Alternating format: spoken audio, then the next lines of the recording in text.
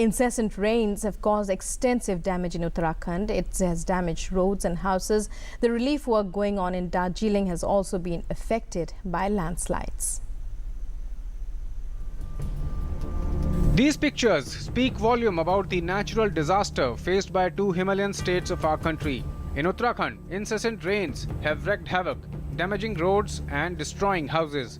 On the other side, in Darjeeling, landslides have hampered the ongoing relief work.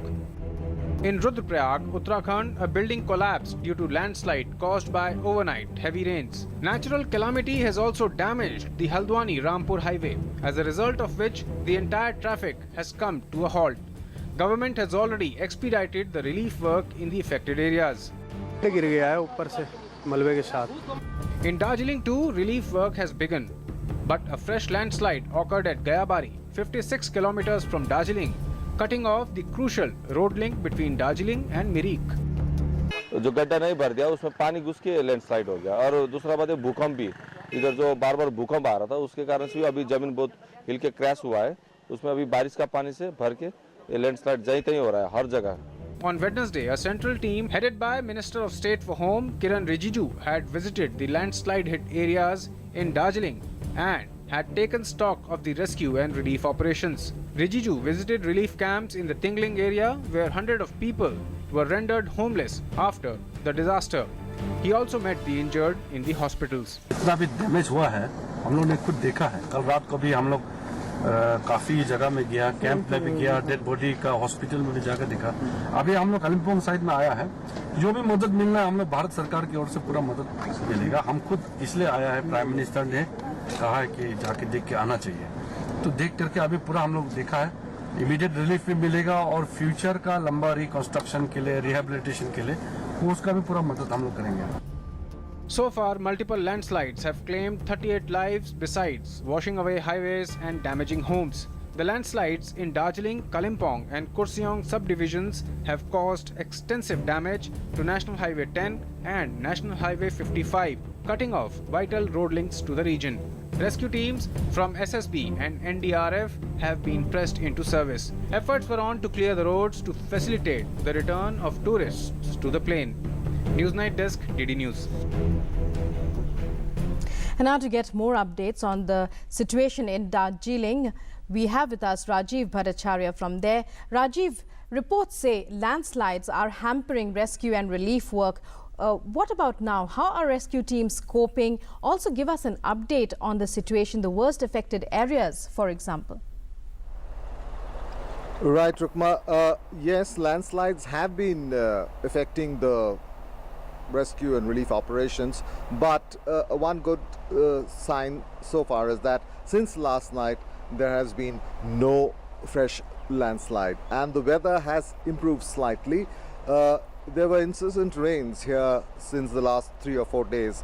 It was raining very heavily, in fact yesterday too, but since this morning it hasn't rained, at least, well, it hasn't rained heavily, and although it is cloudy and it might rain any moment, but the weather is still holding. So if the weather holds, the relief and rescue operations will get further steam and they can move ahead in right earnest. As you were talking about the worst affected areas, Tingling definitely is the worst affected because at least 20 people, it has been reported, have died in that village, and many others are also missing.